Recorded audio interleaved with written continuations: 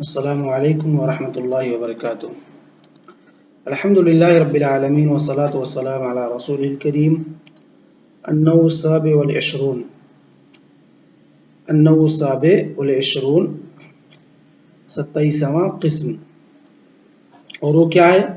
آداب المحدث، یعنی مصنف رحمہ اللہ اس قسم کے اندر محدث کے کیا آداب ہیں، کن کن آداب سے محدث کو یعنی جو حدیثوں کو بیان کرنے والا ہے، جو حدیثوں کو پڑھانے والا ہے، کن کن صفات سے اور اخلاق حمیدہ سے وہ متصف ہو، اور اسی کے ساتھ ساتھ مطلب کن عمر میں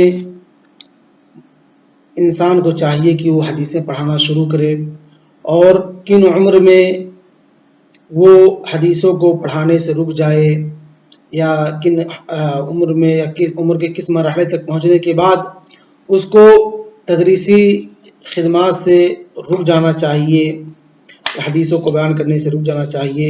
ان تمام چیزوں کا مصنف رحمہ اللہ اس میں ذکر کریں گے۔ تو اس کے بعد سب سے پہلے جو ذکر کیے ہیں وہ کہتے ہیں قد الف الخطیب البغدادی فی ذلک کتابا سماه الجامع لآداب الشیخ والسامع، کہ حدیثوں کو پڑھنے پڑھانے کا طریقہ اور آداب کیا ہیں، اس میں سب سے مفید اور بہت ہی اہم کتاب جس کو ہر کسی پڑھنے اور پڑھانے والے کو پڑھنا چاہیے کہ ان کے آداب کیا ہونے چاہیے، ان کے طریقے کیا ہونے چاہیے، کن حیت میں ہو تو محدث حدیثوں کو پڑھائے، اور طالب کیسے حیت میں ہو، کس حیت میں ہو، کس طریقے سے تو وہ حدیثوں کو پڑھے۔ تو ان تمام چیزوں کس عمر میں حدیثیں پڑھائی جائیں، کس حدیثوں میں کس عمر میں حدیثیں پڑھانے سے آدمی رک جائے، تو ان تمام چیزوں کا تذکرہ اور علم شریعت کے حاصل کرنے کی فضیلت کیا ہے، ان تمام چیزوں کے تعلق سے امام خطیب بغدادی رحمہ اللہ جن کی وفات 463 ہجری کے اندر ہوئی ہے، انہوں نے بہت ہی جامع اور بہت ہی معتمد اور اچھی کتاب لکھی ہے جس کا نام رکھا الجامع لآداب الشیخ والسامع۔ الجامع لآداب الشیخ والسامع یعنی یہ جمع کرنے والی ہے شیخ کے آداب اور سامع یعنی سننے والے کے آداب کو۔ کہتے ہیں وقد تقدم من ذلك مهمات في عيون الانواع المذکورہ، کہتے ہیں کہ اس کے جو مہمات تھے یا اس کی جو یہاں عیون لکھا ہے لیکن اصل عبارت کیا ہے؟ غضون ہے، اصل عبارت کیا ہے؟ غضون ہے۔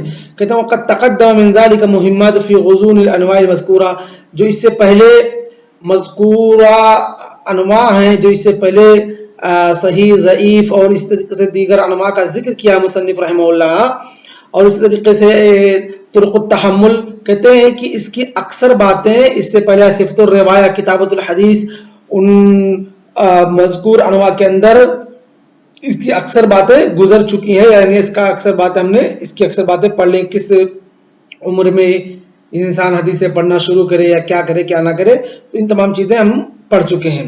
اس کے بعد کہتے ہیں قال ابن خلاد وغیرہ ينبغي للشیخ ان لا يتصدى للحدیث الا بعد استکمال 50 سنہ، کہتے ہیں کہ حدیثیں شیخ کب پڑھانا شروع کرے گا، مسئلہ جو ذکر کر رہے ہیں مصنف رحمہ اللہ، فرماتے ہیں کہ جو محدث ہوگا، جو شیخ ہوگا، وہ کس عمر کے یا عمر کے کس مرحلے تک پہنچے تب وہ حدیثوں کو پڑھانا شروع کرے۔ کہتے ہیں ابن خلاد فرماتے ہیں، ان کے علاوہ دوسرے لوگ فرماتے ہیں کہ ینبغی مناسب ہے للشیخ اللہ یتصدی کہ وہ آگے نہ بڑھے للحدیث حدیث کو پڑھانے کے لیے، مگر کب؟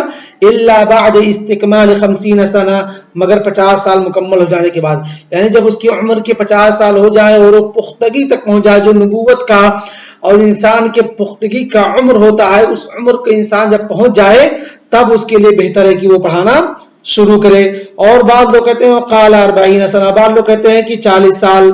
اور قاضی ایاز نے ان کا انکار کیا ہے، کہا بأن اقواما حدثوا قبل ال40، کی بہت ساری قوم ہیں جنہوں نے 40 اور یعنی بہت سارے لوگ، قوم سے مراد علماء، لوگ محدثین کرام، یعنی بہت سارے، یعنی تقریباً ان کی ایک جماعت بن جاتی ہے، ایک قوم بن جاتی ہے، ایک پوری ایک جماعت ہو جاتی ہے کہ ان کی ایک جماعت، ایک قوم نے 40 سے پہلے ہی حدیثوں کو پڑھانا، یعنی اپنے عمر کے 40 سال تک پہنچے کہ اس سے پہلے ہی حدیثوں کو پڑھانا شروع کر دیا تھا، بلکہ 40 تو گولی ماری، 40 تو چھوڑیے، 30 سے پہلے 30 کی عمر سے پہنچے کہ اس سے پہلے ہی حدیثوں کو پڑھانا شروع کر دیا تھا.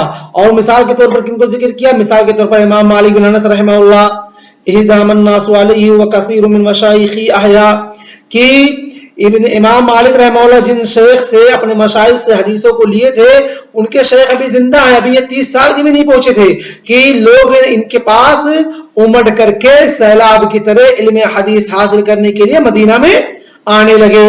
تو گویا کہ بہت بڑی مثال ہے کہ جو ان لوگوں کے لیے جو عمر کا قید لگاتے ہیں کہ نہیں 30 سال سے پہلے یا 40 سال سے پہلے یا 50 سال سے پہلے آپ حدیثوں کو نہیں بیان کر سکتے، بلکہ اس میں عمر کی کوئی قید نہیں ہے. جب انسان اپنے علم کے پختگی کو پہنچ جاتا ہے، جب بھی انسان اپنے علم کے پختگی کو پہنچ جائے، چاہے 20 سال کا ہو، چاہے 15 سال کا ہو، چاہے 18 سال کا ہو، چاہے 30 سال کا ہو، تو وہ کیا کرتا ہے؟ اس کے لیے جائز ہے کہ وہ حدیثوں کو بیان کر سکتا ہے. تو اس میں یہ کیا تھا؟ یعنی حدیثوں کو بیان کرنا اور پڑھانے کا عمر. تو ابن خلاد رحمہ اللہ دیگر علماء نے 50 سال اور ان کے علاوہ بعض علماء نے 40 سال کہا ہے، لیکن قاضی ایاض نے اس بات کا انکار کیا ہے. یعنی پہلا قول جو ہوگا وہ ہوگا کہ 40 سال یا 50 سال آپ پہنچیں گے تبھی پڑھا سکتے ہیں، اس سے پہلے نہیں. دوسرا قول ہے کہ آپ جب بھی پختگی کی عمر تک پہنچیں گے اس میں عمر کا کوئی اعتبار نہیں ہے. جب بھی آپ اپنے علم کی پختگی میں پہنچیں گے اور آپ صاحب حدیث ہو چکے ہیں، آپ کے پاس علم حدیث کا علم ہے، آپ صاحب علم حدیث کے جانکار ہیں، تو آپ کے لیے جائز ہے کہ آپ پڑھا سکتے ہیں، تدریسی خدمات انجام دے سکتے ہیں حدیث کے. جیسا کہ امام مالک رحمہ اللہ ابھی 30 سال کے بھی نہیں ہوتے، اس سے پہلے ہی ان کے شاگردوں کا بھیڑ لگنے لگا ان کے پاس، اور ان کے مشائخ امام زہری دیگر علماء زندہ ہی تھے. اور اس کے بعد دوسرا مسئلہ ذکر کر رہے ہیں کہ کب حدیثوں کو پڑھانے سے رک جانا چاہیے، یعنی کس عمر کو آدمی پہنچے تو حدیثوں کو پڑھانے سے رک جائے. ابھی ہم نے کیا پڑھا؟ کس عمر سے حدیثوں کو پڑھانا شروع کرے. بعض علماء کہتے ہیں 40 سال، بعض علماء کہتے ہیں 50 سال، لیکن راجح قول کیا ہے؟ عمر کی کوئی قید نہیں ہے، جب بھی انسان اپنے علم کی پختگی تک پہنچتا ہے وہ پڑھا سکتا ہے. دوسرا ہے کہ کب حدیثوں کو پڑھانے سے رک جائے، یعنی کس عمر کے کس مرحلے تک پہنچے، پھر اس کی پہنچا ہے، پھر وہ اب مرحلے کے پہنچنے کے بعد اب حدیثوں کو نہ پڑھائے بلکہ رک جائے. کہتے ہیں ابن خلاد اذا بلغ 80 احببت له ان يمسك، کہ جب وہ 80 سال پہنچے اپنی عمر کا تو میں یہ بات پسند کرتا ہوں کہ وہ کیا کرے؟ حدیثوں کو پڑھانے سے رک جائے. میں یہ بات پسند کرتا ہوں کہ جب وہ 80 سال کسی شیخ کا کسی آدمی کا ہو جائے تو وہ حدیثوں کو پڑھانے سے رک جائے. خشیتن، کیوں؟ ان کی وجہ، ان کے سبب کیا ہے، علت کیا ہے، کیوں کہتے تھے من رک جائے؟ ان یکون قد اختلط، کیونکہ 80 کے بعد اکثر لوگ کیا ہوتے ہیں؟ اختلاط کا شکار ہونے لگتے ہیں، ان کا ذہن کام نہیں کرتا، اس وجہ سے حدیثوں کے اندر اختلاط کر دیں گے. پھر جب وہ حدیث کے اندر اختلاط شروع ہو جائیں گے، ان کو حدیث ان کی قبول نہیں کی جائے گی، ریجیکٹ کر دی جائے گی اور حدیثیں ضعیف ہونے لگیں گی. تو اختلاط کے سبب پر، اختلاط کی بنیاد پر انسان کو چاہیے کہ 80 کے بعد رک جائے. کن کا قول ہے؟ ابن خلاد کا ہے. وقد استدرکوا علیہ، اور ان کے اس قول پر استدراک کیا ہے، علماء نے تعاقب کیا ہے، کہا نہیں، اس لیے آپ جو بھی عمر کا قید لگائے ہیں، چاہے وہ پڑھانے کے لیے، چاہے رکنے کے لیے، 50 سال پڑھانے کے لیے، 80 سال رکنے کے لیے، یہ آپ کا قاعدہ درست نہیں ہے.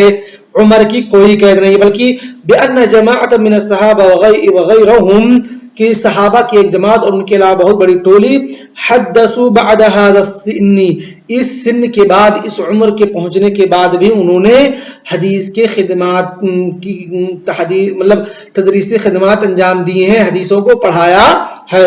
اور وہ کون ہے؟ امام مالک رحمہ اللہ، جنہوں نے 30 سے یعنی 20 تک پہنچے پڑھانے لگے تو 80 کے بعد بھی پڑھائے ہیں. اور کون ہے؟ سہل بن سعد ہیں، عبداللہ بن ابی اوفا ہیں، اور اس طریقے سے بہت سارے خلق ممن بعدهم جو ان کے بعد آئے، بہت ساری جماعت، بہت سارے لوگ نے. وقد حدث آخرون بعد استکمال 100 سنہ، اور یہاں تک کہ بعض لوگ کی عمر 100 سال پوری ہو گئی، اس کے بعد بھی حدیثوں کو پڑھتے پڑھاتے رہے ہیں. 100 سال مکمل ہو جانے کے بعد بھی حدیثوں کو کیا کیے ہیں؟ وہ پڑھتے پڑھاتے رہے ہیں. اور وہ کون؟ حسن بن عرفہ ہیں، ابو القاسم البغوی ہیں، اور ابو اسحاق الحجیمی ہیں، اور قاضی ابو طیب الطبری ہیں، احد ائمۃ الشافعیہ، جو کہ شافعیہ کے اماموں میں سے ایک امام ہیں، اور اسی طریقے سے بہت سارے لوگ جو کہ 100 کراس کرنے کے بعد بھی پڑھاتے رہے ہیں۔ تو اس میں بھی راجح جو مسئلہ ہے وہ یہی ہے کہ انسان اس میں بھی عمر کی قید نہیں ہے، جب تک اس کا ذہن کام کر رہا ہے، جب تک وہ اختلاط کا شکار نہیں ہو رہا ہے، چاہے 100 سال کا ہو جائے، 120 سال کا ہو جائے، چاہے اور زیادہ عمر بڑھ جائے، چاہے 80 سال کا ہو جائے، حدیثوں کو بیان کرنے سے رک جائے گا جب اختلاط کا شکار ہونے لگے، جب اس کا ذہن کام نہ کرے۔ اور اگر وہ حدیثوں کا اختلاط 60 سال کی عمر میں شروع ہو گیا تو اسی وقت رک جائے گا، نہیں کہ 80 سال تک بیان کرے گا، نہیں، بلکہ اگر وہ اس کا ذہنی توازن بگڑ گیا ہے، وہ 85 سال کا ہے، تو کیا حدیثوں کو بیان کرے گا؟ نہیں، بلکہ عمر کی کوئی قید نہیں ہے، جب تک وہ اپنے علم کی پختگی پہنچ چکا ہے بیان کرنا شروع کرے، جب تک اس کا ذہن کام کر رہا ہے، وہ اختلاط کا شکار نہیں ہو رہا ہے، اس کا حافظہ، اس کا ضابطہ اس کا ساتھ دے رہا ہے، تب تک وہ حدیثوں کو بیان کرے گا، لوگ اس سے حدیثیں لیں گی، کوئی حرج نہیں ہے۔ لیکن اذا كان الاعتماد على حفظ الشيخ الراوي، کہ کہتے ہیں کہ اگر اعتماد جو ہو شیخ کا اس کو اپنے حفظ پر ہو، فينبغي الاحتراز من اختلاطه اذا تعنا في السن، کہ جب انسان کا یا شیخ کا یا محدث کا یا راوی کا اعتماد اپنے حفظ پر ہو کہ وہ حدیثیں اپنے حفظ سے بیان کر رہا ہے، تو اس کے لیے مناسب ہے کہ وہ اختلاط سے بچنے کے لیے ایسے عمر میں جو کہ اس چیز کا سبب بن جاتے ہیں یا موجب ہو جاتے ہیں کہ راوی کو نقد کیا جائے نہیں اور اختلاط کے شکار ہونے کا عمر ہو جاتا ہے، تو ایسے عمر میں انسان جو اپنے حافظے سے روایت کرنے سے رک جائے، یعنی جب اس کو لگے کہ میرا حافظہ اب کمزور ہو رہا ہے، میں اپنے حافظے سے بیان کروں گا تو میں اختلاط کا شکار ہو جاؤں گا، اور وہ حدیثیں یاد کر کے رکھا، تو ایسے عمر میں چاہیے کہ اس کو رک جائے، ایسے عمر میں حدیثوں کو نہ بیان کرے۔ لیکن اگر اس کا اعتماد اپنی کتاب پر ہے، اپنے ہاتھ سے لکھا یا کسی دوسرے نے اس کو نسخہ لکھ کے دے دیا ہے، اور وہ اپنی کتاب سے نسخے سے حدیث کو بیان کر رہا ہے، تو وہ وہی چیز بیان کرے گا جو کہ کتاب کے اندر لکھا ہوا ہوگا، تو وہاں پر اختلاط کا امکان نہیں ہے، تو وہاں پر بیان کر سکتا ہے۔ وہی کہا وَأَمَّا إِذَا كَانَ الْاعْتِمَادُ عَلَى حِفْظِ غَيْرِهِ وَخَطِّهِ وَضَبْطِهِ، اور جب اس کا اعتماد اپنے حفظ کے علاوہ پر ہو، یا دوسرے کے خط پر ہو، یا اپنے خط پر ہو، یا دوسرے کے ضبط پر ہو، فَهَا هُنَا كُلَّمَا كَانَ السِّنُّ عَالٍ كَانَ النَّاسُ أَرْغَبُ فِي السِّمَاعِ عَلَيْهِ، تو جتنا زیادہ عمر لوگوں کا بڑھتا ہے، یعنی جتنے زیادہ عمر دراز ہوتے ہیں، لوگ ان کی طرف زیادہ متوجہ ہوتے ہیں۔ کیا ہوتا ہے؟ بہت بڑے شیخ 25 سال سے 40 سال سے 60 سال سے تدریسی خدمات انجام دے، حدیث کی محدث ہیں، بڑا فقیہ، یہ وہ، یعنی جتنے بڑا ہوگا، جتنے زیادہ عمر ہوتی، اتنے بڑے لوگ ان کی زیادہ متوجہ ہوتے ہیں، اور پتہ نہیں کیا کیا القاب سے لقاب نوازتے رہتے ہیں۔ کہتے ہیں کما اتفق علی شیخنا ابی العباس احمد بن ابی طالب الحجار فانه جاوز المية محققا، ایک بات تحقیق، ایک بات مطلب ثابت ہے، یہ بات حق ہے کہ وہ 100 کراس کر گئے تھے، ابو العباس احمد بن ابی طالب الحجار 100 کراس کر گئے تھے۔ سمع علی الزبیدی سنۃ 30 و 600 صحیح البخاری، زبیدی سے انہوں نے صحیح بخاری سنی کس سن میں؟ 630 میں، اور ان سے حدیثیں سنتے تھے لوگ، اور کب؟ 730 میں۔ وکان شیخا کبیرا عامیا، مطلب ان پڑھ آدمی تھے، لیکن کیا تھا؟ حفظ ان کا صحیح تھا، ان کو لا يضبط شيئا ولا يتعقل كثيرا من المعاني الظاهرة، کہ وہ جو تھے امی تھے، كان شيخا كبيرا عاميا لا يضبط شيئا ولا يتعقل كثيرا من المعاني الظاهرة مع هذا تدعى الناس الى السماع منه عند تفرده عن الزبيدي، کہ وہ حدیثوں کے ظاہری معنی کو سمجھ نہیں پاتے تھے، لیکن کیا تھا ان کے ہاں؟ جیسے ایک ہوتا ہے محدث، ایک ہوتا ہے راوی، تو یہ کیا تھے؟ راوی تھے، یعنی حدیثوں کو لیتے تھے اور روایت کرتے تھے، حدیثوں کو لیتے اپنے پاس ضبط کر کے رکھے تھے یا لکھ کر کے رکھے تھے، اس کے بعد کیا ہوتا تھا؟ دوسروں کو وہ حدیثوں کو پڑھا دیتے تھے، بتا دیتے تھے، یعنی یہ راوی تھے۔ تو کہا ولا يتعقل كثيرا من المعاني الظاهر، حدیث کے جو ظاہر معنی اس کو سمجھتے نہیں تھے بہت زیادہ۔ ومع هذا تدعى الناس الى السماع منه عند تفرده، یعنی زبیدی کہ جو کچھ زبیدی سے تفردات تھے، لوگ اس کو سننے کے لیے ان کے پاس امٹ پڑتے تھے، ان کے پاس دھاوا بول دیتے تھے، ان کے پاس مطلب بکثرت آتے تھے۔ فسمع منه نحو من 100,000 او يزيدون، 1 لاکھ سے زیادہ لوگوں نے ان سے حدیثیں کیا کی ہیں؟ سنی ہے. کتنی؟ 1 لاکھ سے زیادہ لوگوں نے اسے تقریباً حدیثیں سنی ہے. تو اس میں جیسا کہ ہم نے بتایا کہ عمر کا کوئی قید نہیں ہے، عمر کا کوئی خیال نہیں رکھا جائے گا. جب تک اس کا حافظہ اس کا ساتھ دے رہا ہے یا حافظہ بگڑ گیا اور وہ کتاب سے حدیثوں کو بیان کر رہا ہے اور وہ صحیح طور سے پڑھ لے رہا ہے، بتا لے جا رہا ہے، پڑھا لے رہا ہے، تو وہ حدیثوں کو بیان کر سکتا ہے، کوئی حرج نہیں ہے. تو آج کا درس ہم اسی پر اکتفا کرتے ہیں. وصلی اللہ علی نبینا محمد وعلی آلہ وصحبہ اجمعین. والسلام علیکم ورحمۃ اللہ وبرکاتہ.